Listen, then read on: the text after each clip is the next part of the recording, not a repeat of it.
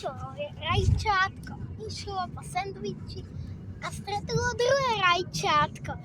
A to druhé rajčátko povedalo čau, prvé rajčátko. A prvé rajčátko, ide auto. A to druhé, nie, ja sa schovám za tú tehlu, to auto vybuchne. Prvé rajčátko odišlo a druhé sa schovalo za tehlu. A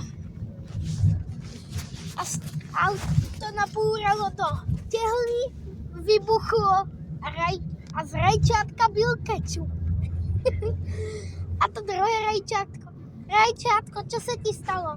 A potom iba rajčátko sa potklo tú tehlu vybuchnutú a padlo dole na ňo na druhý kus sendviču a sendvičovač sa zatvoril a začal sa piecť.